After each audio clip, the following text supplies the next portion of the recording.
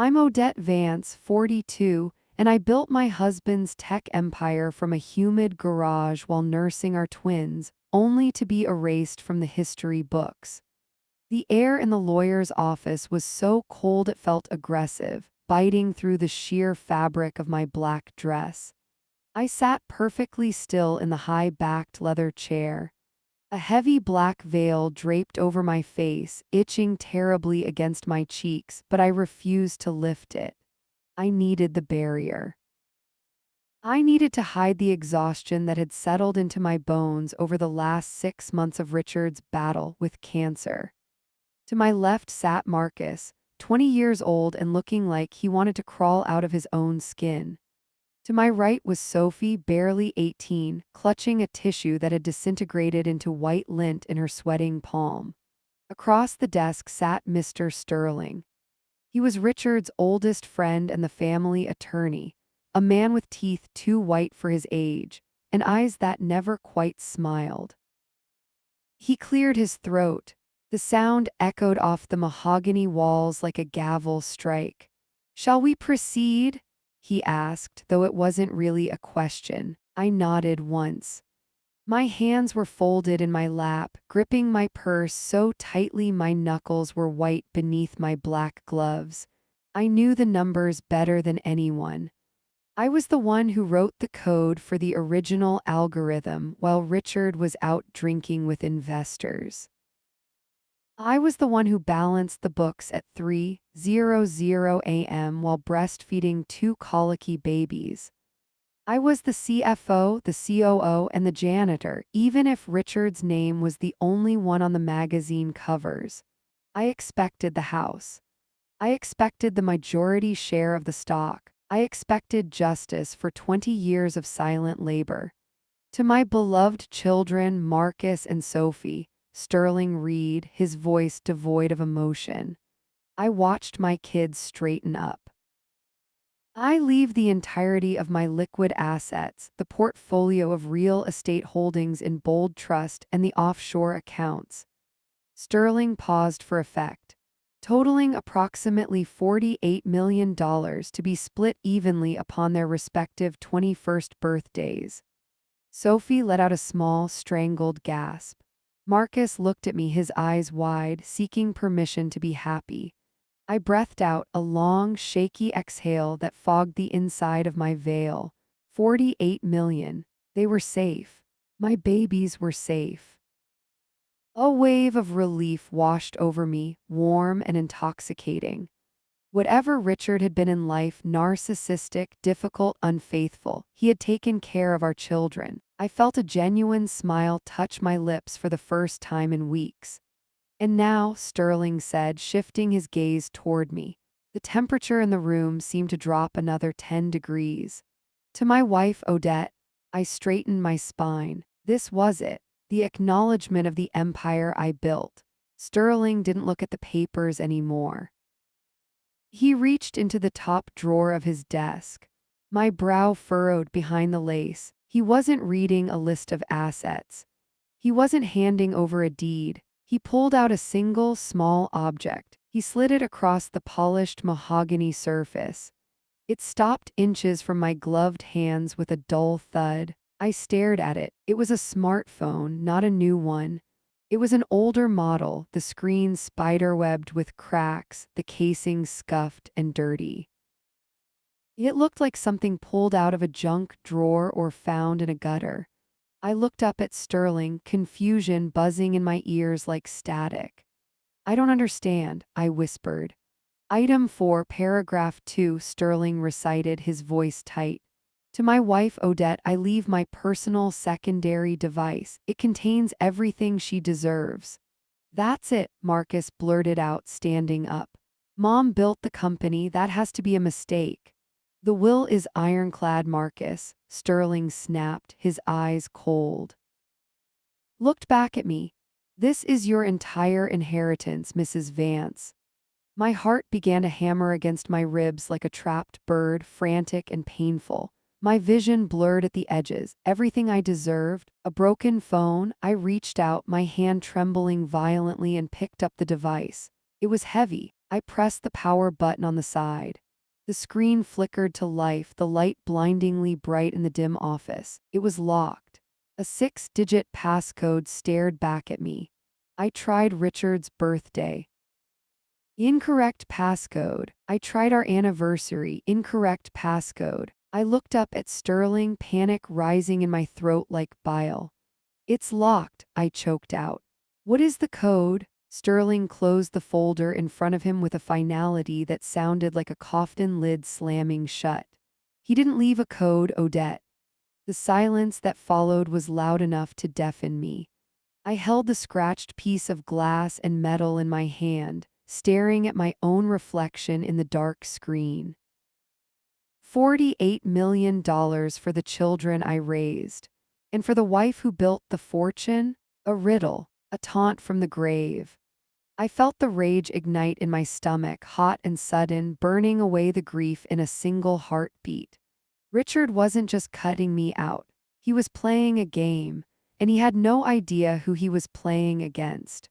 I gripped the cold metal of the locked phone, my thumb tracing the cracks on the screen as if they were scars on my own skin.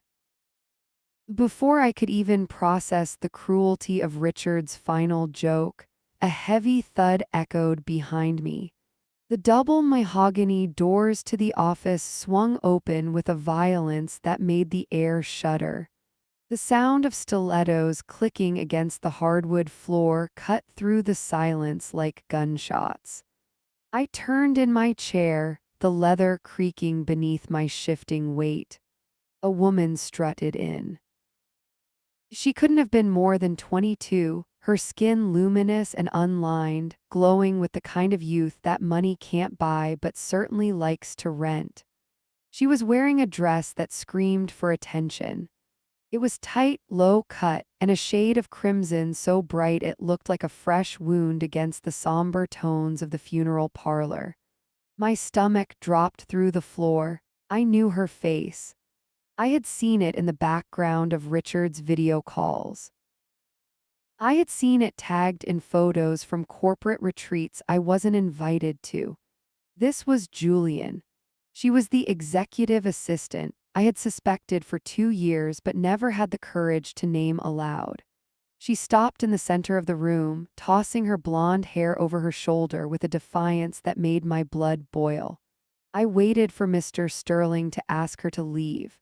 I waited for someone to tell her she had the wrong room, the wrong family, the wrong life. Instead, the impossible happened. My daughter Sophie leaped out of her chair. "Jules!" she cried out, her voice cracking with an emotion that sounded disturbing like relief. I watched paralyzed as my weeping daughter threw her arms around the stranger's neck. Julian hugged her back, stroking Sophie's hair with a familiarity that made bile rise in my throat. "It's okay, sweetie," Julian cooed, her eyes locking onto mine over Sophie's shoulder. "I'm here now." My breath hitched, a painful stutter in my chest. I looked at Marcus. Surely Marcus, my firstborn, the boy who had just defended me seconds ago, would put a stop to this. Marcus stood up slowly. He buttoned his suit jacket, his movements precise and calm. He walked past my chair without looking at me. He joined the huddle, placing a hand on Julian's bare shoulder and squeezing it gently. "Glad you made it," he said to her, his voice warm. I felt like I had been slapped. "Marcus," I whispered, the name scraping against my dry throat. "What is going on?" He turned to face me then. The warmth vanished from his face instantly, replaced by a cold, blank stare that I didn't recognize. His eyes, usually so like his father's, turned to absolute ice. "Stop acting like a victim, Mom," he said, his tone flat and bored. I blinked, the world tilting on its axis. I don't understand," I stammered, clutching the dead phone tighter. "Dad finally realized who the dead weight was," Marcus said, the words landing like physical blows. "He knew you were holding us back. He knew you were just riding his coattails." The air left the room. My son, the boy I nursed through fevers, the boy I tutored in math until midnight, looked at me with pure contempt. Julian was there for him when he was actually building the future, he added, sneering at the phone in my hand. You just did the laundry. I tried to speak, but my tongue felt swollen and useless. The room began to spin, the mahogany walls blurring into a dark vortex. Julian stepped closer, her smile sharp and victorious. A wave of her perfume hit me. It was expensive, cloying, and sweet, a scent of vanilla and musk that felt thick enough to chew. It clogged my throat. It filled my nose, drowning out the smell of old paper and leather. I gagged, pressing a gloved hand to my mouth. I was choking on it. I was choking on her scent, on my son's hatred, on the absolute erasure of my entire existence. I looked down at the locked phone in my lap, the only anchor I had left in a world that had just dissolved. They thought I was dead weight. They thought I was finished. But as the room swirled and the perfume suffocated me, I realized something terrifying. They had no idea what was on this phone. And neither did I. I'm Odette Vance, 48 years old, and until an hour ago, I was the invisible backbone of $1 billion empire. Now I am a widow with nothing but a locked phone and 2 children who hate me. I didn't say goodbye. I didn't look back at Marcus or Sophie. I didn't scream at Julian, even though the smell of her vanilla musk perfume was still clinging to the inside of my nose like a parasite. I ran. I practically sprinted out of the lawyer's office, my heels clacking against the marble floors of the lobby, ignoring the receptionist who called out my name. I drove blindly. My hands gripped the steering wheel so tightly my knuckles turned white, matching the pearls around my neck that suddenly felt like a noose. I didn't go back to the mansion. I couldn't. That house belonged to the trust now. It belonged to Marcus and Sophie. It belonged to the ghosts of a marriage I had deluded myself into thinking was a partnership. I drove to the city, to the rougher edge of the downtown district.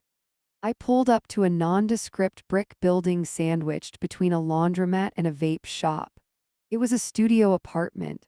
I had bought it 5 years ago under my maiden name, a tiny 400-square-foot box I used for storage when the archives at the main office overflowed. It was the only asset Sterling hadn't read aloud. It was the only thing Richard hadn't touched. I stumbled inside, locking the deadbolt behind me with trembling fingers. The air inside was stale and cold.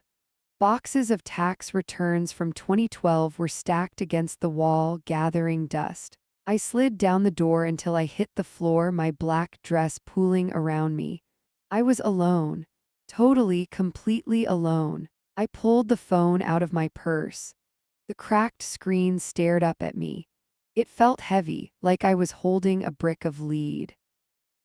I pressed the power button. The screen lit up, illuminating the dark studio with a harsh blue glow. Enter passcode, 6 empty circles. I took a deep breath, trying to steady the shaking in my hands. I had to be smart. Richard was many things: cruel, calculating, brilliant, but he wasn't random. I tried his birthday, 081265. The phone vibrated. Incorrect passcode. My stomach tightened. Of course not, that would be too easy. I tried the day we founded Vance Global, 040198. Incorrect passcode. I tried the day Marcus was born. Incorrect passcode. I tried the day Sophie was born. Incorrect passcode. Come on, I whispered, my voice cracking in the empty room. Come on, Richard. I wiped a bead of sweat from my forehead. The phone screen dimmed, warning me. 2 failed attempts remaining. If I locked it permanently, whatever was on this device would be gone forever. I stared at the spiderweb cracks on the glass. Why would he do this? Why leave me a device I couldn't access, unless it was a test? Richard loved tests. He loved making people prove they were worthy of his intelligence. A wave of nausea rolled over me, so violent I had to lean my head between my knees to keep from retching. My heart was beating so fast it felt like a drum solo in my chest. I closed my eyes, forcing myself to breathe. I needed to think. I needed to go back. I let my mind drift back to the hospital room 3 weeks ago. The memory hit me with the force of a physical blow. The rhythmic whoosh click of the ventilator. The smell of antiseptic and dying flowers. Richard had looked so small in that bed, his once imposing frame withered away by the cancer that ate him from the inside out. I had been sitting in the uncomfortable plastic chair, reading financial reports aloud to him, because he refused to stop working even as his organs failed. He had lifted his hand. It was weak, trembling, the skin papery and translucent. He pulled the oxygen mask down. Odette, he had rasped. I had leaned in close, my ear hovering inches from his cracked lips. I'm here, Richard, I had whispered. I'm right here. His eyes had opened then. They weren't cloudy. They were sharp, lucid, burning with a frantic intensity that scared me. The wolves are at the door, he wheezed. I know, I said, thinking he meant the board of directors. I'm handling them. No, he hissed, his grip on my wrist tightening with surprising strength. Not them, the family. I had frowned, confused. Listen to me, he gasped, fighting for every breath. When I'm gone, they will come for the meat, let them have it. Richard, don't talk like that. Let them have the meat, he barked, a cough racking his frail body. You are the only one who can handle the truth. You take the bone, you take the marrow. He had pointed a shaking finger at the nightstand, where this cracked, dirty phone sat charging. The truth is in the marrow, Odette. Then the coughing fit took him and the nurses rushed in and he never spoke clearly again. I opened my eyes in the studio apartment. The truth is in the marrow. Let them have the meat. I looked at the phone again. He wasn't talking about dates. He wasn't talking about birthdays or anniversaries or the sentimental milestones of a marriage he had clearly despised. He was talking about the business. He was talking about the kill. The meat was the money, the assets. The $48 million he just threw at our children to rot their souls. I was the scavenger. I was the one left with the bone. I stared at the keypad. I remembered the very first password he ever taught me back when we were working out of a garage, back before the millions, before the affairs, before the Julians. It was the code to our first safe. He had chosen it because it was the mathematical constant for the golden ratio, the perfect spiral. He used to say I was the only thing in his life that made chaos into order.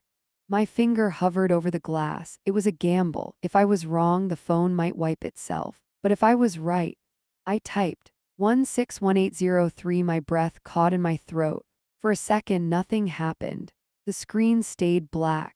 I felt a sob rising in my chest, a scream of frustration ready to tear through me. And then the screen flashed green, unlocked. The home screen loaded. There were no apps, there was no email icon, there were no photos.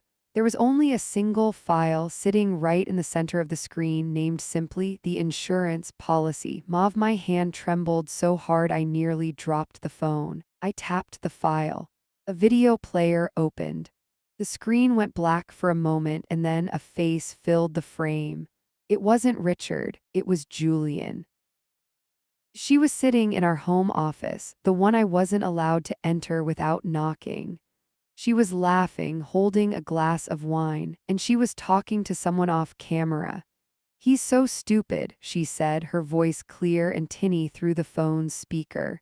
He actually thinks I'm pregnant. Can you believe it? The old fool is going to rewrite the will tomorrow. My blood ran cold. The camera panned. The person holding the camera turned it around to face themselves. I gasped, the sound sucking the oxygen out of the tiny room. It was Marcus, my son. He grinned at the lens, a look of pure, unadulterated malice in his eyes. "Don't worry, babe," Marcus said to the camera, winking at Julian. "Once the old man kicks the bucket, we split the 48 mil, toss mom to the curb, and burn this place to the ground." The video ended. The screen went black. I sat there in the silence of the studio apartment, the hum of the refrigerator, the only sound in the world. The nausea was gone. The tears were gone. The grief that had been weighing me down for weeks evaporated instantly. I stood up. I smoothed the front of my black dress. I looked at my reflection in the dusty mirror on the wall. They thought I was the victim. They thought I was the janitor. They thought they had won. I looked down at the phone in my hand. Richard hadn't left me an inheritance. He had left me a weapon, and I was going to use it to burn them all alive. I'm Camilla Vance, 42 years old, and while the world thinks I'm the woman who lost everything, I'm actually the only person in this family who isn't about to die. I sat on the cold linoleum floor of my studio apartment, my back pressed against the peeling paint of the door. My breathing was shallow. My chest felt tight, like an iron band was constricting my lungs. I stared at the phone in my lap. It was a sleek, black device, the screen spiderwebbed with cracks from where Richard had thrown it against the wall 2 days before he died. It was still locked. I had already tried the birthdays. I had tried our anniversary. I had tried the date he made his first million, incorrect passcode. The red text mocked me, one attempt remaining. If I got this wrong, the phone would brick itself. It would wipe the data. I would be left with nothing but the clothes on my back and the memory of my children sneering at me as the lawyer read the will. I closed my eyes, forcing myself to visualize Richard's face. I thought about the last thing he said to me, his voice a wet rattle in his throat. "You never knew where you stood, Camilla. You never knew your place." My place. Richard didn't care about time. He didn't care about dates. He cared about territory. My eyes snapped open. It wasn't a when, it was a where. I scrambled upright, my heels slipping on the floor as I grabbed my personal cell phone from my purse. My fingers flew across the screen, typing into the map app. I searched for the abandoned warehouse district in Newark. I zoomed in on the specific corner lot where we had parked his first rusted sedan, the place where we sat eating cold takeout and promised to take over the world. That was where we met. That was where the deal was struck. I found the pin. I long pressed the location to reveal the GPS coordinates.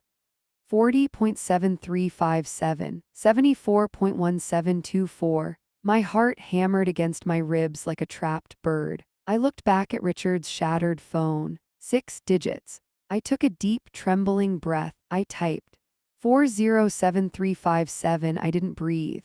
The screen went black. A wave of nausea rolled through my stomach, so violent I almost retched. I had failed. I had lost.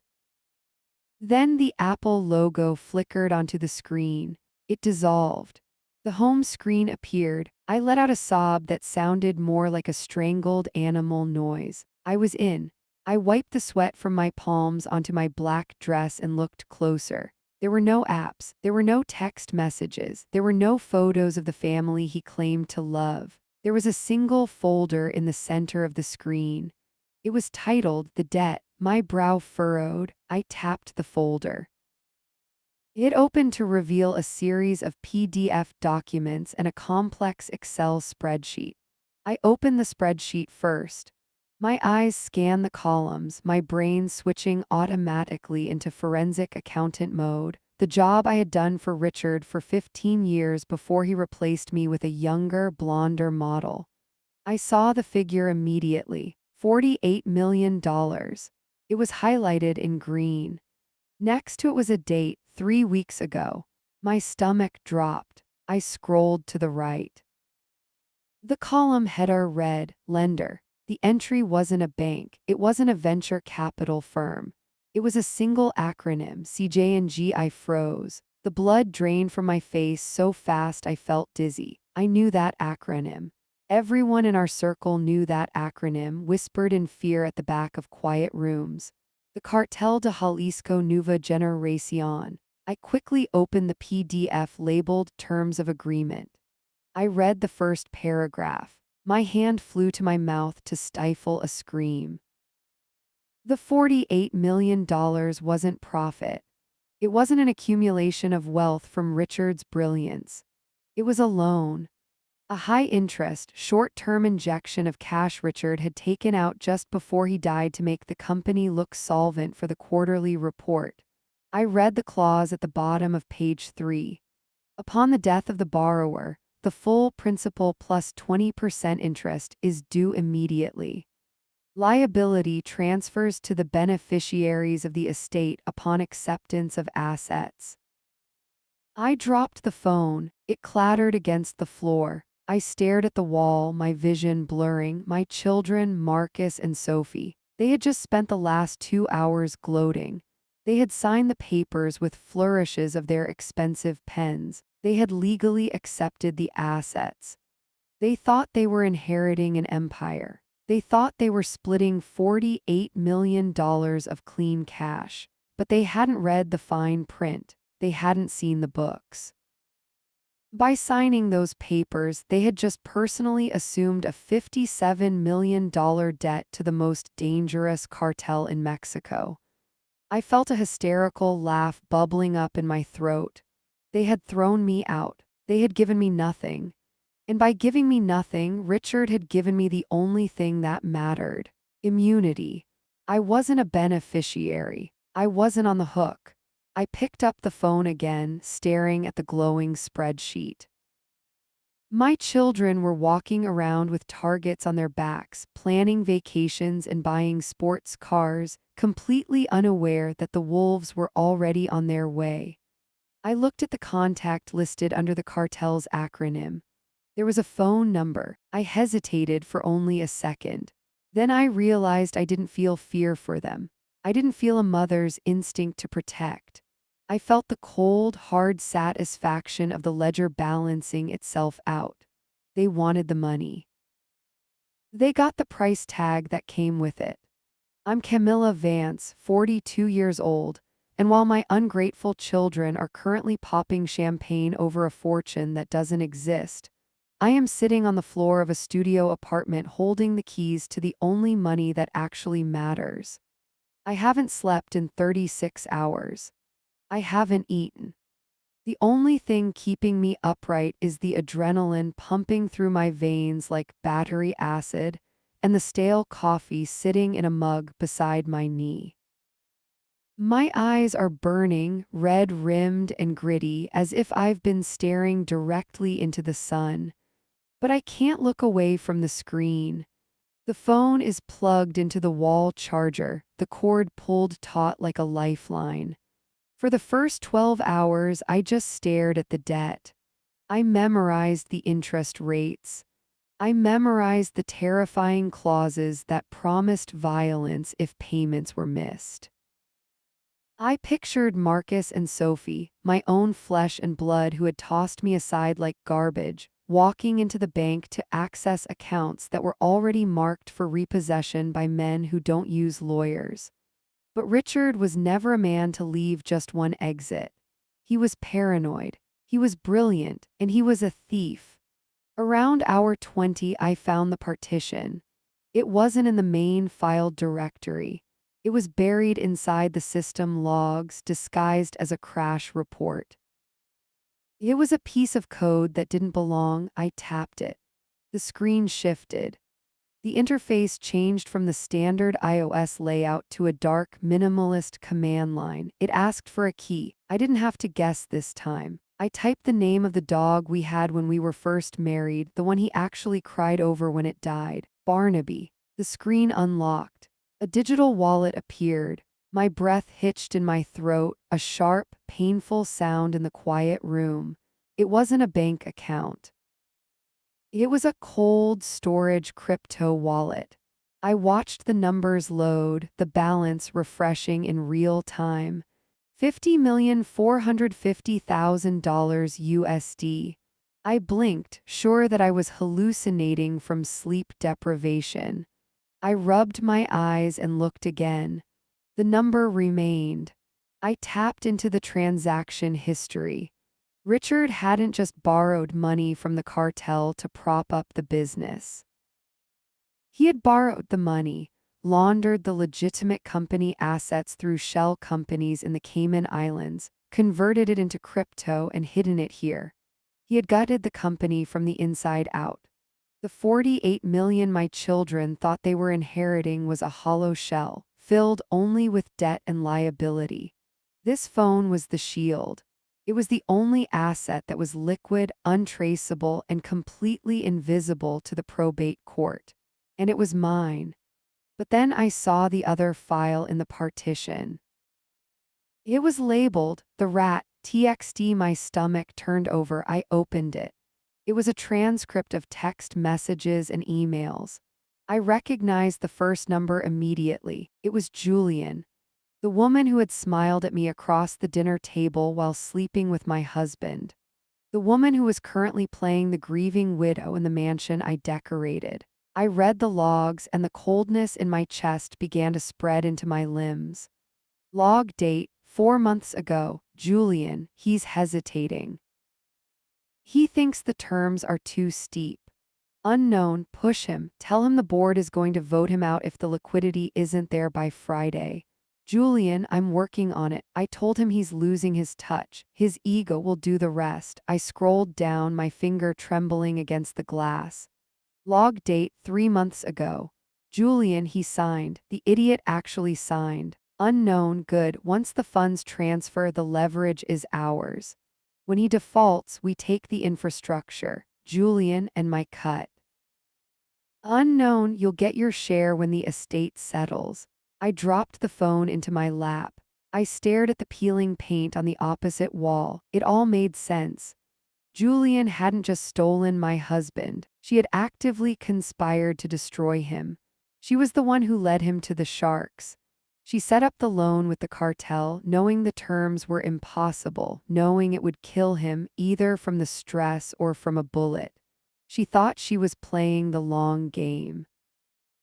She thought she was going to cash out with the cartel's blessing. But she didn't know about the partition.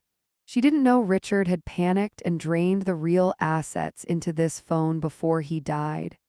She didn't know that she had just inherited a war with a Mexican drug cartel, and the only money to pay them off was sitting in my lap. A strange sensation washed over me. The grief that had been choking me for weeks simply vanished.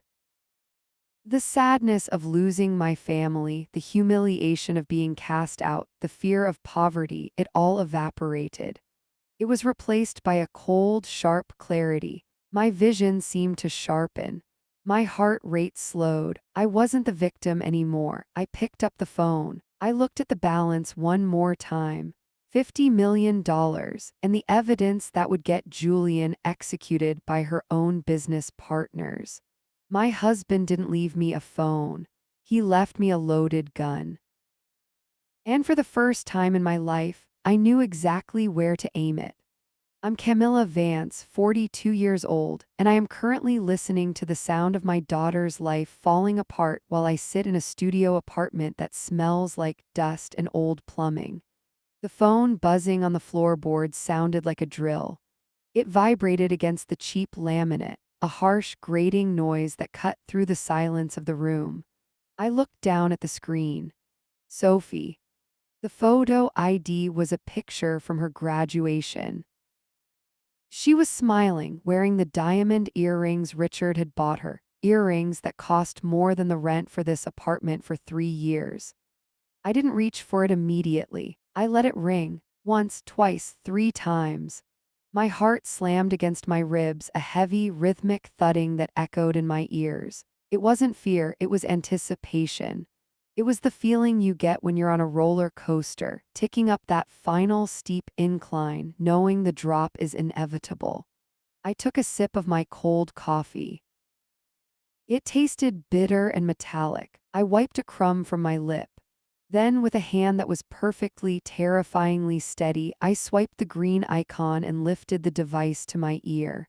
I didn't say hello, I didn't have to. Mom! The scream pierced my eardrum. It wasn't a word, it was a shriek of pure, unadulterated terror. I flinched, pulling the phone an inch away from my head. Mom, oh my God, pick up, are you there? Her voice was ragged. She was hyperventilating. I could hear the sharp, jagged intake of breath between her words, the sound of someone drowning in panic. I'm here, Sophie, I said. My voice sounded foreign to me. It was flat, detached. It was the voice of a stranger. They're here, she sobbed. Mom, there are men here in the driveway. I leaned my head back against the peeling drywall. I closed my eyes. I could picture the driveway. The long, winding cobblestone path lined with imported Italian cypress trees. Who is there, Sophie? I asked, though I already knew the answer. I don't know, she wailed. 3 SUVs, black ones, They drove right through the gate, they rammed it, Mom, they smashed the gate open. I heard a crash in the background on her end. Glass breaking, someone shouting in Spanish. My stomach tightened, a physiological reflex to the violence, but my mind remained cold. What do they want? I asked. They want money, Sophie screamed. They're banging on the front door, they have. Oh God, Mom, I think I saw a gun. They have guns. The Cartel de Jalisco Nueva Generación didn't use collection agencies. They didn't send letters, they sent enforcement. Where is Marcus? I asked. He's in the foyer, she cried. He's trying to talk to them through the door. He's telling them to call our lawyers, but they won't listen. They're shouting about interest. They keep saying el interreacutes. Mom, what is going on? I looked at the spreadsheet still glowing on the screen of Richard's secret phone in my lap, due immediately upon death. Where is Julian? I asked softly. She locked herself in the master suite, Sophie choked out. She ran upstairs as soon as they pulled up. She left us down here, Mom, please, you have to help us. The desperation in her voice was thick, choking. This was the girl who, just yesterday, had looked me in the eye and told me I was toxic. This was the girl who had signed her name on the inheritance documents with a flourish, smirking as the lawyer told me I would receive nothing. You have to come over here, she begged. You know the accounts, you know how to handle the business stuff. Tell them we have the money. Tell them we just need to access the accounts. I gripped the phone tighter. My knuckles turned white, the skin stretching taut over the bone. I could feel the heat radiating from the device. I can't do that, Sophie, I said. What? She sounded confused, like a child who had been told Santa Claus wasn't real. Why not? You just have to tell them. I can't tell them anything, I said. I took a breath. The air in the apartment was stale, but it filled my lungs. I was left out of the will, remember? Silence on the other end, just for a second, then a loud thud like a heavy boot kicking solid oak. Sophie screamed again. Mom, they're going to break the door down, please. I have no legal standing, Sophie, I continued, enunciating every word clearly. The estate belongs to you and Marcus now. The assets are yours, the liabilities are yours. I am not a beneficiary. Mom, stop talking like a lawyer, she shrieked. They're going to kill us. I'm not talking like a lawyer, I said. I'm talking like the woman you erased from the family. I looked at the partition on the screen. The $50 million, the escape hatch. I could transfer the funds. I could pay the debt. I could save them right now with a few taps of my thumb. I heard wood splintering over the phone line. I heard a man's voice, deep and gravelly, shouting orders. Open the door. Sophie was sobbing uncontrollably now, a wet hiccuping sound that used to break my heart. It didn't break my heart today, it hardened it. You wanted the empire, Sophie, I whispered. Mom, you signed the papers, I said. You wanted to be the heir. Mom, please. You're the heir, I said. I pulled the phone away from my ear. Her voice was tinny and small coming from the speaker, distant and insignificant. Mom, don't hang up, Mom. I didn't offer comfort. I didn't say I loved her. I simply pressed the red button. The screen went black. The room fell silent again. I sat there in the quiet, my chest heaving, the adrenaline coursing through my veins like fire. I looked at the secret phone in my lap. The battery was at 12%. I needed to move the money. I needed to disappear. Because once those men in the suits finished with my children, they would check the phone records. And they would see that the last person Sophie called was me. I'm Camilla Vance, 42 years old, and I am currently the only person standing between my husband's mistress and a very violent end, though I haven't decided if I want to save her yet. I sat in the pitch-black darkness of my studio apartment. The only light came from the phone in my hand. The screen cast a ghostly blue pallor over my face. My heart was hammering against my ribs like a trapped bird. I had just hung up on my daughter. I had listened to the sounds of men breaking into the home I spent 20 years decorating. I had cut the connection. Now I was looking at the truth. I swiped away from the call log and opened the banking interface Richard had hidden on this device. It was a shadow ledger. It was the master key to the entire kingdom. And right there, flashing in red at the top of the screen, was a pending notification. Initiated 2 minutes ago. Amount $12 million. Destination Cayman Islands Holdings. Julian wasn't cowering in the master bathroom out of fear. She was stalling. She had locked herself in there to make a transfer. She was gutting the company's last liquid assets while my children were downstairs being terrorized by the cartel. She was going to leave them with the debt. She was going to leave them with the bullets. She was planning to vanish.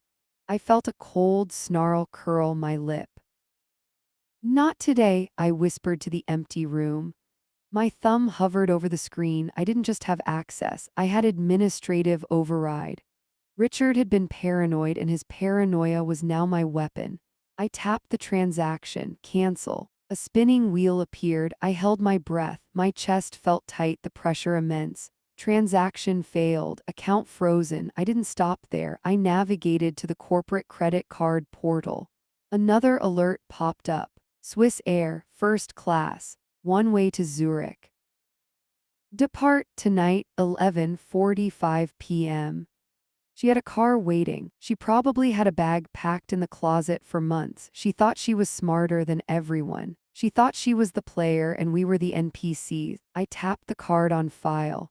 Report loss stolen. Lock all associated cards. Action immediate. I watched the screen in real time. A new notification banner slid down from the top. Swiss Air, booking canceled. Payment declined. Please contact your financial institution. I let out a breath that sounded like a shudder. She was trapped. She was inside a house surrounded by wolves, and I had just locked the back door. I leaned back against the cheap, scratchy sofa. My skin felt electric. For months, I had been the weeping widow. I had been the discarded wife. I had been the woman who didn't understand complex business structures. But Richard knew better. He knew what I was before I was a mother. He knew I was the best forensic accountant in the tri-state area before I retired to raise his children. He knew I could track a single dollar through a hurricane. I looked at the phone again. The balance was still safe. $50 million, secure. Hidden, mine. Julian's phone would be lighting up right now. She would be staring at the declined messages in horror. She would be realizing that the money she promised the cartel wasn't there. She would be realizing that she couldn't run. She would have to go downstairs. She would have to face the men in the driveway, and she would have nothing to offer them but excuses. I felt a grim satisfaction settle in my gut, heavy and dark. I wasn't just watching from the sidelines anymore. I was the shadow she never saw coming. I am the forensic accountant who knows where every cent is buried. And tonight, I was the judge, jury, and executioner. The phone buzzed again. It wasn't Sophie this time. It was a text from an unknown number. "Where is the money, Camilla?" I stared at the text. Julian, she had figured it out. She knew I had the override. I didn't reply. I simply turned the phone off. I sat in the dark, listening to the hum of the refrigerator and waited for the morning news.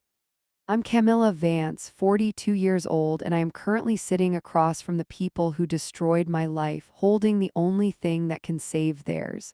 I walked into La Masque, the air thick with the scent of roasted garlic and expensive perfume.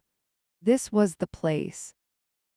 This was where they had come yesterday. This was where they had toasted to my destitution with $300 bottles of crystal while I packed my bags in silence. The hostess tried to take my coat. I ignored her. My eyes locked onto the circular booth in the back corner. They were there. But the celebration was over. Sophie was slumped against the velvet banquette, her makeup smeared, her designer blouse wrinkled. Marcus was staring into a glass of water, his leg bouncing nervously under the table, shaking the silverware. And Julian, the mistress, the winner, she looked like a ghost. Her skin was gray. Her eyes were darting around the room, scanning the exits, scanning the waiters, scanning the shadows. She flinched when a busboy dropped a fork 3 tables away. I walked toward them. My heels clicked against the marble floor. Click, click, click, the sound of a ticking clock. Sophie looked up first. Her eyes widened. "Mom," she breathed, the word cracking in her throat. I didn't smile. I didn't rush to hug her. I slid into the empty seat across from Julian. The leather was cold against my legs. "You look tired," I said. My voice was calm, unnaturally calm. It was the voice of a woman who had slept soundly while they listened to men with guns try to batter down their front door. "You have to help us," Marcus hissed, leaning over the table. "They're still outside, Mom. They're parked down the street." We had to sneak out through the servants' entrance just to get here. "The servants' entrance," I repeated. How fitting. Julian didn't speak. She was staring at my purse. She knew I had something. She knew I had stopped the transfer last night. She knew I had canceled her flight. "I told you," Sophie sobbed quietly. "I told you she would come. Mom, please transfer the money. They said if we don't pay by noon." "By noon?" I checked my watch. "You have 45 minutes." "Camilla," Julian spoke for the first time. Her voice was ragged, stripped of its usual silky arrogance. "Give me the phone." "What phone?" I asked, feigning innocence. "You know what phone," she snapped, a flash of her old venom returning. "Richard's burner, the one with the authenticator key. I know you have it. I saw the login attempt from your IP address." "Ah," I said, "that phone." I reached into my bag. I moved slowly, deliberately. I saw Julian's muscles tense. I saw her pupils dilate. I pulled out the black smartphone. I placed it gently on the white tablecloth right in the center between the bread basket and the untouched butter. The screen was black. It looked innocent. It looked like a piece of glass and plastic. But we both knew it was a bomb. Julian lunged. She didn't wait. She didn't ask. She shot her hand across the table, her manicured claws reaching for the device. I moved faster. I slammed my hand down on top of her wrist. Thud. I pinned her arm to the solid oak table. "Ow!" she shrieked. Heads turned at the nearby tables. I didn't care. I leaned in. I pressed down harder. I felt the delicate bones of her wrist grinding against the wood under my palm. I felt her pulse hammering against my fingertips, erratic and terrified. I didn't know I had this kind of strength. I didn't know I had this kind of rage. It surged up from my stomach, hot and intoxicating. "Let go of me," she hissed, trying to yank her arm back. I held her fast. I locked eyes with her. "Sit down," I commanded. She froze. She stopped struggling. She sank back into the booth, breathing heavily, her arms still trapped under my hand. Sophie and Marcus were staring at me in horror. They had never seen me touch anyone in anger. They had never seen me as anything other than the woman who made sandwiches and organized carpools. They were meeting Camilla Vance for the first time. I looked at the spreadsheet. Julian, I whispered. Her face went white. I looked at the consulting fees. I continued, my voice low and dangerous. I looked at the shell companies in Panama. I looked at the monthly payments to the cartel. Her lip trembled. You weren't just sleeping with my husband, I said. You were laundering money for him. I don't know what you're talking about, she stammered. Don't lie to me, I squeezed her wrist tighter. I'm a forensic accountant, you idiot. Did you think I wouldn't recognize a kickback scheme when I saw one? You and Richard were washing drug money for the Jalisco cartel, and you got greedy. Sophie gasped. Mom, what are you saying? I'm saying, I kept my eyes glued to Julian, that your father didn't die of a heart attack because of high cholesterol. He died because he lost $5 million of the cartel's money, and his heart gave out from the stress. I leaned closer to Julian until I could smell the stale fear on her breath. And now you tried to steal the last of the clean assets and run to Zurich, I whispered. You were going to leave my children to deal with the debt collectors. No, Julian wept, a tear sliding down her cheek. No, I was going to send for them, I swear. Liar, I spat. I released her wrist. She snatched her hand back, cradling it against her chest, rubbing the red marks my fingers had left. The phone is locked, I said, leaning back and crossing my arms. Biometric encryption. And since Richard is dead, his thumb isn't available. You have the code, Julian whispered. You cracked it. I saw the activity. I do have the code, I nodded. I looked at Sophie. I looked at Marcus. Then I looked back at the woman who had taken everything from me. But I haven't decided if I'm going to use it. Mom, Marcus shouted. They're going to kill us. They aren't going to kill you, I said calmly. The debt isn't in your name. It's not in the estate's name. I pointed a finger at Julian. It's in hers. Julian began to shake. Richard put the illegal accounts in your name, didn't he? I asked softly. To protect himself, to protect the family trust. She nodded, a jerky, broken motion. So really, I picked up the menu. The men outside aren't looking for the heirs, they're looking for the signatory. I looked at the waiter approaching our table. I'll have the lobster bisque, I said, and a glass of your best champagne. I'm Camilla Vance, 42 years old, and I am currently negotiating the price of my children's survival over a glass of vintage champagne. The waiter poured the bubbling gold liquid into the flute with a soft hiss that sounded like a snake in the grass. I watched the bubbles rise. Julian watched the door. Sophie and Marcus watched me, their faces pale masks of disbelief. You ordered champagne, Sophie whispered, her voice trembling. Mom, there are men with machine guns in a Suburban parked on the corner and you ordered alcohol. It's a celebration, I said, lifting the glass. I took a sip. It was crisp, cold, and tasted like victory. Celebration of what? Marcus snapped, though his voice lacked its usual bite. Our funeral? No, I set the glass down. My retirement. I reached into my bag again. This time I didn't pull out a phone. I pulled out a thick, folded document. I smoothed it out on the table, right next to the locked burner phone. It was the quitclaim deed to the estate. And underneath that, 3 one-way tickets to Zurich on a budget airline departing in 3 hours.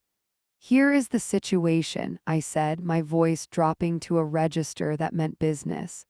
The $48 million in the trust fund, it doesn't exist. It's leverage. It's dirty capital Richard was holding for the cartel. Julian flinched at Richard's name. However, I continued, tapping the black phone. There is exactly $6 million in untraceable cryptocurrency on this device. Richard's emergency fund. It's enough to pay off the immediate debt you, Julian, owe to our friends outside. Julian's eyes lit up. Hope, it was pathetic to watch. You'll pay them, she gasped. You'll transfer it. I will, I nodded. I will send the crypto to the wallet address Richard had saved in his notes. The cartel gets their money. They leave, you live. Thank God, Sophie exhaled, slumping forward. But, I said, the word hung in the air like a guillotine blade.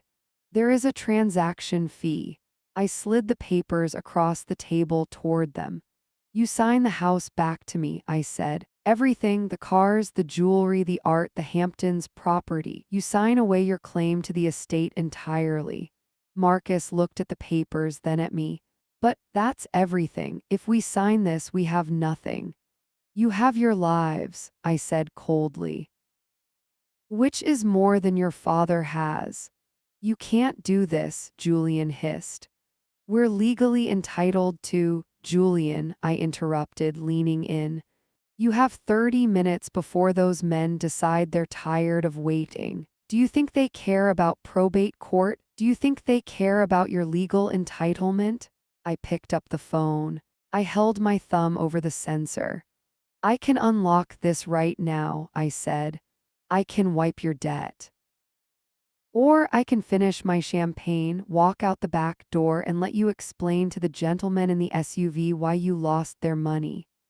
Silence, thick, suffocating silence. I saw the calculation in Julian's eyes.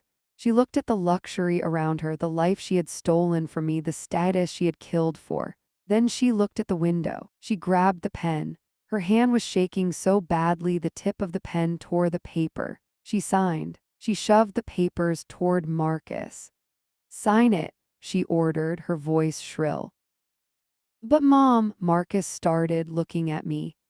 I'm not your mother right now, Marcus, I said, my voice devoid of warmth. I'm the accountant, and the audit is over. He signed. Sophie cried as she signed, fat tears dropping onto the legal text, smearing the ink. They pushed the stack back to me. I checked every signature. Legible, dated, witnessed by the terror in the room. I folded the papers and placed them securely in my bag. Then I picked up the phone. I pressed my thumb to the screen. It chirped. Access granted. I opened the secure wallet app. I entered the destination address. I typed in the full amount. Send. I turned the screen around so they could see the confirmation checkmark. Paid in full, I said. Julian let out a sob that sounded like a dying animal. Now, I pointed to the tickets. Your flight leaves from JFK in 3 hours. I suggest you run. If you're still in the state of New York by tomorrow morning, I'll call the FBI and hand over the hard drives I found in Richard's study. Julian stood up. She looked small, she looked cheap. She grabbed her purse, grabbed the tickets, and didn't look back. Sophie lingered for a second. Mom, she whispered. What are we supposed to do? You're smart kids, I said, picking up my glass again. Get jobs. She flinched as if I'd slapped her. She turned and ran after Julian and Marcus. I watched them go. I watched them hurry through the restaurant, heads down, shoulders hunched, stripped of their pride, their stolen fortune, and their arrogance. They walked out the front door. I saw them hesitate on the sidewalk, terrified, before scrambling into a taxi. The black SUV down the street didn't move. The debt was paid, they were safe. But they were gone. I sat alone in the booth. The restaurant was buzzing with laughter and clinking silverware, oblivious to the life or death transaction that had just occurred. I felt the weight of the phone in my pocket. It felt heavy. It felt like a trophy. I took a sip of champagne. It didn't taste like ash. It tasted like freedom. I'm Camilla Vance, 42 years old, and I am currently the sole owner of a whitewashed villa on the coast of Amalfi, purchased with money that belongs only to me. The air here smells different than it did in New York. It smells of salt, lemon, and absolute silence. I leaned against the warm stone railing of the terrace, looking down at the water. The Mediterranean was a deep, bruising blue stretching out until it blurred with the sky. It has been 6 months since that lunch at the bistro. 6 months since I watched my children and my husband's mistress get into a taxi and vanish into the anonymity of the economy class. I took a sip of the local red wine I was holding. It was rich, earthy, and didn't cost a fortune. I set the glass down on the small mosaic table beside me. My hand brushed against the only other object on the table. The phone, the black burner phone that Richard had left me in his will. It sat there looking innocuous, like a piece of plastic junk you'd find in a drawer, but I knew better. I knew the weight of it. That phone had held the coordinates of my destruction and then the keys to my salvation. I picked it up. The screen was dark. I hadn't charged it in weeks. I didn't need to.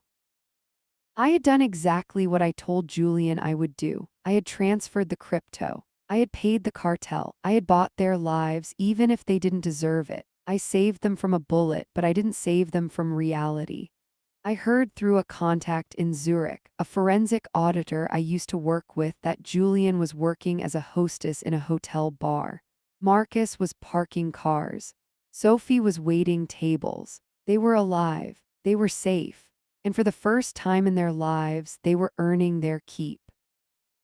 I felt a strange, hollow ache in my chest when I thought about them, but it wasn't guilt. It was grief.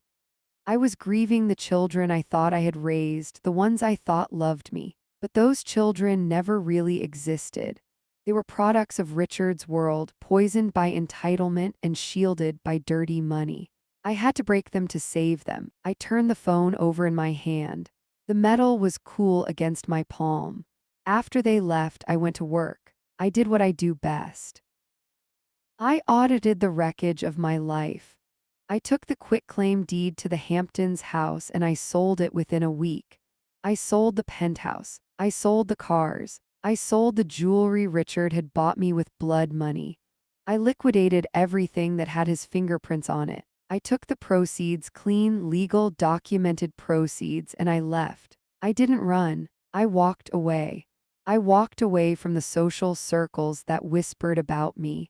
I walked away from the expectations of being a widow.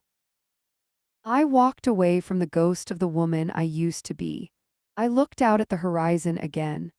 A small white boat was cutting through the waves in the distance, leaving a frothy wake behind it. I felt lighter than I had in 20 years. The anxiety that used to live permanently in my stomach, the knot of tension I thought was just part of my personality, was gone. It vanished the moment I realized I didn't need anyone else to take care of me. I had the skills. I had the truth. I had the ledger, and finally the numbers balanced.